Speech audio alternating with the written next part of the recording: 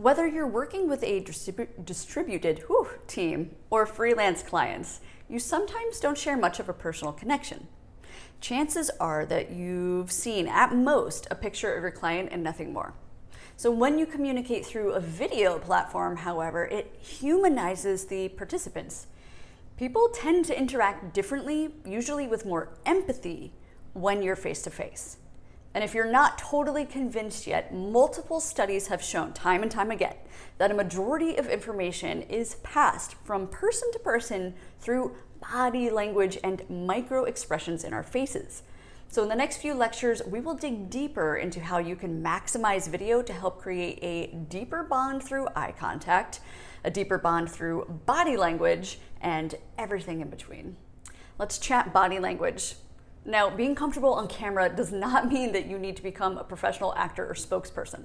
However, I do have 6 tips for you that we can take from their professional training to ensure that the message that your body is sending is in alignment with the message that you want to convey. Tip number 1, walk it out. Speaking in front of your peers is an activity that can bring a lot of anxiety. Anxiety causes people to display nervous behaviors, and honestly, your audience will pick up on your anxiety. And it too will cause them to feel anxious, and it just results in this atmosphere of negative tension. So if you find that you are feeling anxious and you know that you have to present or speak to a group of people, you can help reduce those feelings by simply taking a 15-minute walk before the call. That's because moderate exercise like walking it out burns off cortisol, the stress hormone that's released by the body when you feel anxious. Tip number 2, breathe deep. Now, a common trick that professional singers use to control their voice, reduce stress, and relax is to take deep breaths. Breathing out actually releases tension and enables you to appear grounded and composed before your audience, which is pretty vital to your mission as being seen as somebody who is something of an expert. Number 3, straighten up. Now, you remember how your mom or dad probably always told you to sit up straight at the dinner table? It turns out that their advice was totally valid. Now, even in the conference table, good posture brings your body into alignment.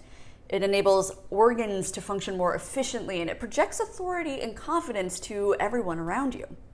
Now, conversely, poor posture, like slumping, depicts a lack of confidence or even incompetence to your peers. Tip number 4, give them a hand. According to body language experts, hand gestures are a powerful aspect of communication, both from the speaker and the listener's end. Because research reveals that gesturing while talking increases a person's ability to think, form clearer thoughts, and speak more succinctly. Which, these are all important things if you want to be perceived positively. So do get your body involved on video. Tip number 5, eye contact. Now, the most conspicuous challenge on videos is making eye contact. I mean, think about it. If you want to show somebody that you are truly engrossed in what they're saying, you will look them in the eye. Okay, let's look at this example. Who do you think the most engaged person is on this call? Believe it or not, the man on the lower end of the screen is actually hosting this call, and he is engaged, but look at the participants on his screen. He's looking at other people rather than the camera, and as a result, he looks bored, separate from the group, totally disinterested in the content. So in order to make eye contact on a video chat, you're not actually looking at the other person's face on the screen, you're looking at the little dot, that camera on your phone or laptop.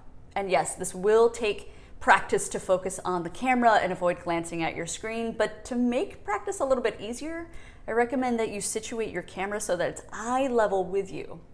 Now, placing your camera at eye level can actually be achieved with a number of ways. If you have a camera stand, a tripod, a laptop stand, that's great, but you can even place your phone or laptop on a stack of books. Tip number 6, dress for success. Now, start with the basics. Comb your hair, shave your face, think strategically about your clothing. Wearing a very busy plaid or patterned outfit will actually make the viewer's eyes go numb. So a plain, solid color, much like this one, will bring out the best in you.